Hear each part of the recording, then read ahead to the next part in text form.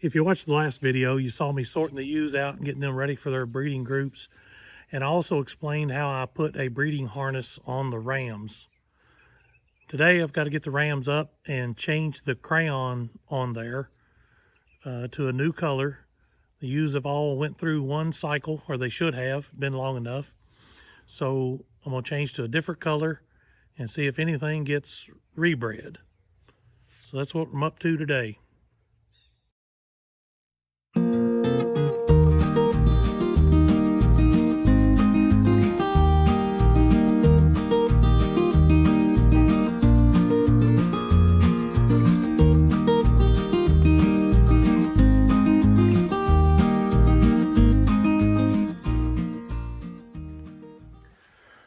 If you'd like to know how this whole process works of raising lambs, well, it starts with the breeding process, which is where we're at now.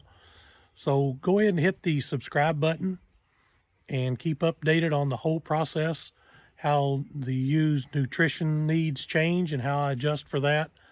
Also getting into the lambing season later on, so you'll have a good idea of the whole process from breeding, lambing, all the way through raising the lambs and marketing them. So go ahead and hit the subscribe button and keep up to date with what we're doing.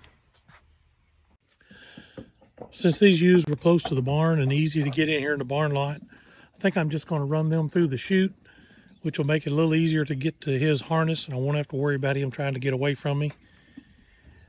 I got to take the harness off, change the crayon, then put it back on him. So it's not a big deal, just something I like to do to make sure, see if some of these yellow butts turn into orange ones. I hope they don't.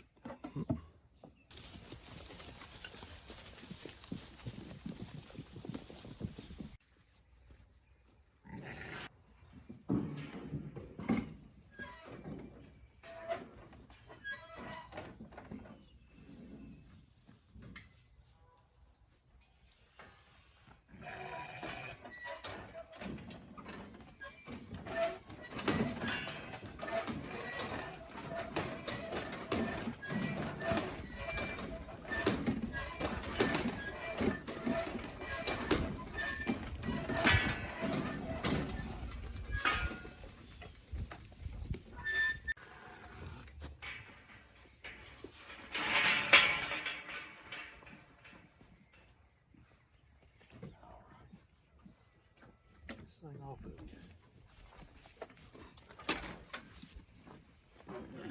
you. You're too long from an anti-backup there, aren't you?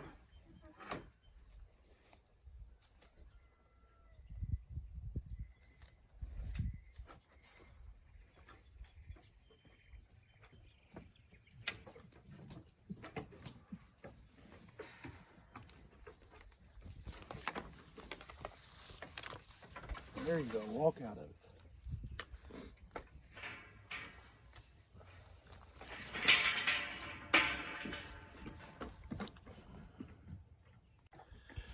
Now this is what that crayon looks like after he's been wearing it for, well, it's been 18 days, I think. There's a cotter pin under here. I'll take that cotter pin out, take this one in, and put my new one in.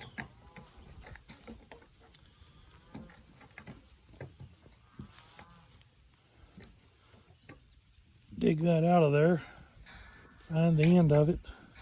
I found that a pair of diagonal pliers works just about as well as anything. Prying these up, straightening them out, crimp them back together, and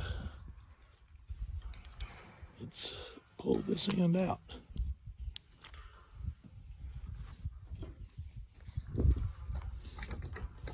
Now, if you'll notice, one end of this is wider than the other, so they kind of slide in from one direction. And I don't know how to go about this without getting yellow crayon all over you. This one's stuck in there pretty good.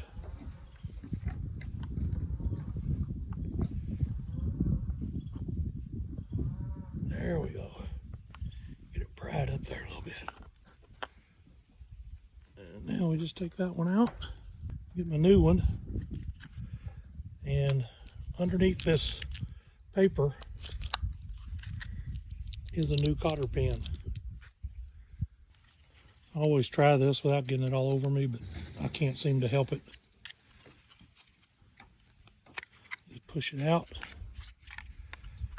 So we'll see. Now just put this in so it slides in this way.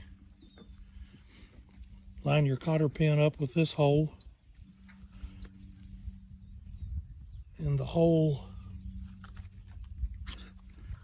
in here.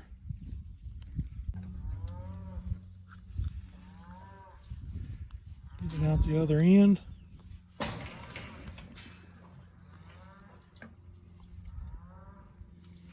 There. Push it through. Bend these over.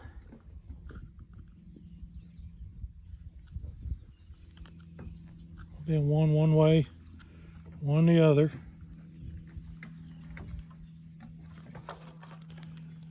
Now, I put this down so that this is on a piece of wood. I've got a board fence here. I can get the camera down here to show it. Okay, I've got this board fence, so I'm just going to put this down on that. Use it sort of like an anvil. It's probably going to shake the camera. And tap these down as flat as I can so they don't hang on his legs under there and scratch him up. There. Now we just have to put it back on.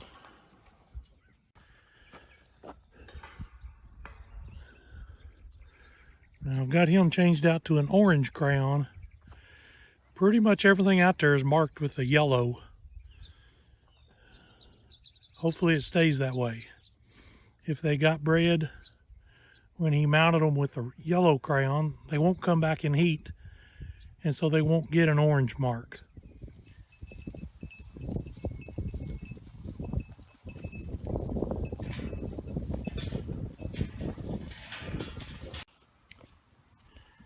Now Louis ended up getting some of the yearling ewes, several of them. So you'll notice there's not as many in this group that have yellow on them. It's a little bit early for the yearlings to be coming in, but they should be here pretty quick. Several of them I can see that he's marked them, but I think the crayon had gotten a little wore and probably wasn't centered up on him good. So you can see he did put marks on them, but the marks aren't real good. You kind of learn after a while which ones are marks from breeding and which ones are marks from him just jumping up there and trying.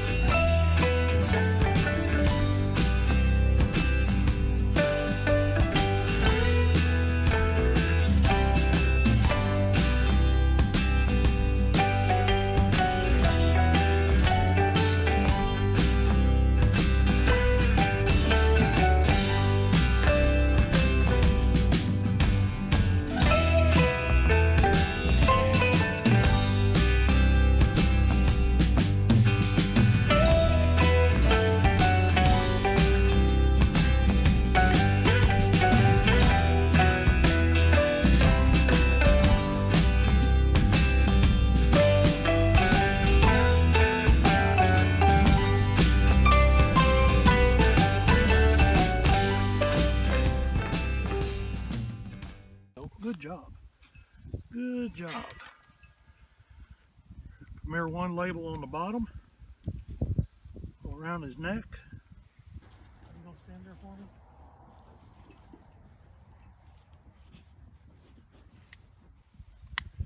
And make sure these straps are not twisted. They will make them sore.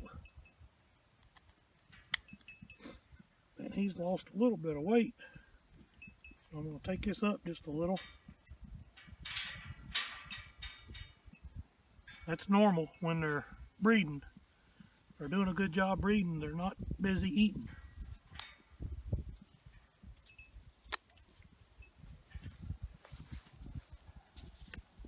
And like I say, I just tuck these longer straps underneath here a little bit. Try to lay them flat if you can. You'll find that sometimes the ewes will get to chewing on these straps, mess them up.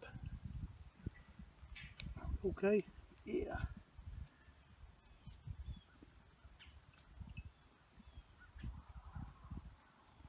Okay. Good job, buddy.